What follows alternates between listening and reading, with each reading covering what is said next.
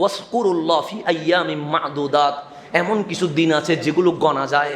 আইয়ামে তাশরিক যেটা বলা হয়, আরাফার দিন, কোরবানির দিন, কোরবানির পরের দিন, তারপরের দিন, তারপরের দিন, মোটামোটা কয়দিন, 5 দিন, এগুলো গণা যায় কি যায় না? যায়। এগুলোর নাম হচ্ছে আইয়ামে মা'দুদাত। আল্লাহ বলছেন ওই গণিত দিবসগুলাতে উযকুরুল্লাহ, বেশি বেশি মাওলার জিকির করো, বেশি বেশি মাওলার জিকির করো। হযরতে আব্দুল্লাহ ইবনে আব্বাস রাদিয়াল্লাহু তাআলা আনহুমা বলছেন, আল আইয়ামুল মা'দুদাত, গণিত দিনগুলো হচ্ছে আইয়াম তাশরিক, এগুলোর নাম আইয়ামে তাশরিক। আরাফার দিন যেদিন আসবে সেদিনের ফজরের নামাজ থেকে শুরু হবে, ঠিক 13ই জিলহজ আসরের নামাজে আইয়ামে তাশরিক কি হবে? শেষ হবে। সেই দিবসগুলোতে আমরা কি করব? প্রত্যেক ফরজ নামাজ শেষ হইতে দেরি জিকির পরে হবে, দোয়া পরে হবে, সবগুলো পরে হবে। আমরা তাকবীর দিব, আল্লাহু আকবার, আল্লাহু আকবার, লা ইলাহা ইল্লাল্লাহ, ওয়াল্লাহু আকবার, আল্লাহু আকবার, ওয়ালিল্লাহিল হামদ। এটা কোন দিন শুরু হবে? আরাফার দিন ফজরের নামাজ, সেদিনও চলবে, ঈদের দিনও চলবে, তারপরের দিনও চলবে, এরপর দিনে চলবে, এরপরের দিন আসরের নামাজে গিয়ে কি হয়ে যাবে? শেষ হয়ে যাবে। প্রত্যেক নামাজের পর একবার তাকবীর দেওয়া, এটা হচ্ছে ওয়াজিব। এটা কি হবে? ওয়াজিব। 3 বার বললে এটা সুন্নত কি হবে? আদায় হবে, নফল আদায় হবে। তো সুতরাং এই ওয়াজিব বাদ দিলে গুনাহগার হবে, এতে কোনো সন্দেহ নাই। পুরুষ হইলে চিৎকার করে বলবে, নারী হইলে আস্তে বলবে। কেন? নারীর আওয়াজ এটাও সতরের অংশ, সুতরাং নারী কখনো উচ্চ আওয়াজে তাকবীর বলবে না। 3 নম্বর ফরজ নামাজের পরপরই তাকবীর বলবে, সুবহানাল্লাহ, আলহামদুলিল্লাহ এগুলো পরে বলবেন। তাকবীর হবে কখন? আগে। 4 নম্বর নফল নামাজ, সুন্নত নামাজের পর তাকবীর বলা দরকার নাই, তবে জুমার নামাজের পর অবশ্যই কি বলতে হবে? তাকবীর বলতে হবে। আর ঈদের নামাজের পর তাকবীর বলা এটা মুস্তাহাব। আসার সময়ও বলবেন, যাওয়ার সময়ও বলবেন, এই তাকবীরের উপর থাকবেন। সুতরাং ইমাম যদি ভুলে যায়, ইমাম হয়তো বা তাকবীর দিতে কি হয়ে গেছে? ভুলে গেছে। কারণ বছরে কয়বার? একবার। ভুল করার সম্ভাবনা আছে না নাই? আছে। তখন মুসল্লির উপর ওয়াজিব, মুসল্লি চিৎকার করে করে কি পড়বে? তাকবীর পড়বে, যাতে ইমাম সহ কি করতে পারে? তাকবীর পড়তে পারে। আল্লাহ যেন আমাদেরকে আইয়ামে তাশরিকে তাকবীরের আমল করার যেন তৌফিক নসিব করে। এখন আসেন, এই জিলহজের 10 দিনের মধ্যে সবচেয়ে সেরা দিন হচ্ছে 9 তারিখ, আরাফাত দিন। তা আমার রাসূল বলেছে, সিয়ামু ইয়াউমি আরাফা আহতাসিবু আলাল্লাহি আইয়ুকাফফারা সানা আল্লাতী ক্বাবলাহু ওয়াস সানাতা আল্লাতী বা'দাহু।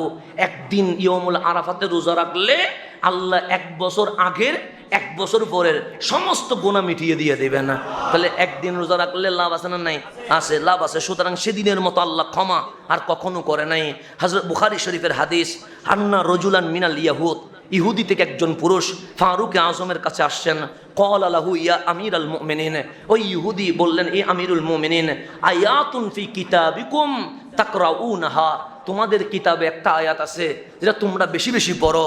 লাউ আলাইনা মাশারাল ইয়াহুদ নাযালাত লাত্তাখাসনা যালিকাল ইয়াউমা ঈদান, যদি এই আয়াত আমাদের কিতাবে নাজিল হইতো, আমরা সেই দিনটা ঈদ হিসেবে, ঈদের দিন হিসেবে ঘোষণা করে দিয়ে দিতাম।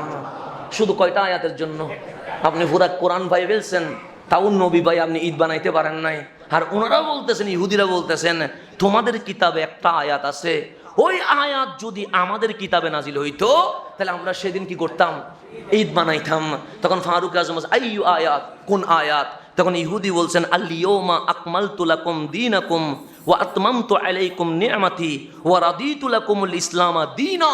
এই আয়াত যদি আমাদের তাওরাতে নাজিল হইতো আমরা সেদিন ঈদ করতাম, অথচ তোমরা পেয়ে গেছো কিন্তু তোমাদের মধ্যে কোনো রিয়াকশন নাই। ফারুক আজম বলে, কে বলে আমাদের কাছে রিয়াকশন নাই? কাদ আরাফনা যালিকাল ইয়াউম ওয়াল মাকান, আমরা জানি এই আয়াত কোন দিন কোন জায়গায় নাজিল হইছে। যে কোন দিন কোন জায়গায়? আল্লাযী নাযালাত ফীহি আলান নবী সাল্লাল্লাহু আলাইহি ওয়াসাল্লাম ওয়া হুয়া কায়িমুন বিআরাফা ইয়াউমুল জুমআ, আমার নবী আরাফাত দিন আরাফার মাঠে দাঁড়িয়ে আছে, সেদিন জুমার দিন ছিল, সেই দিন আল ইয়াউম আকমালতু লাকুম, এই আয়াত কামলিওয়ালার উপর নাজিল হয়ে গেছে।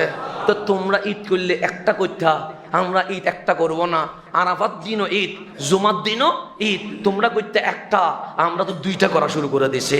সুতরাং আরাফাত দিনের চেয়ে দামি দিবস আর হইতে পারে না।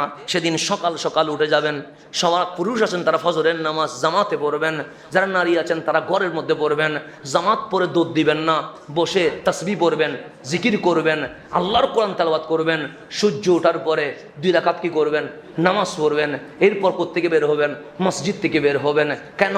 সে এই 2 রাকাত নামাজের কারণে আমার মালিক আপনার সকল বিপদ থেকে আপনাকে উদ্ধার করে দিয়ে দিবেন। সুতরাং এইভাবে করে সারাদিন মালিকের জিকিরের মধ্যে কাটাবেন। ইফতারের সময় যখন আসবে আসরের পরে সবাইকে নিয়ে ইফতার করবেন, আল্লাহর দরবারে নিজের জন্য দোয়া করবেন, পরিবারের জন্য দোয়া করবেন, দেশের জন্য দোয়া করবেন, সমগ্র বিশ্বের মুসলিম উম্মার জন্য দোয়া করবেন। এখানে একটা মিনিট অবহেলা করার কোনো সুযোগ নাই।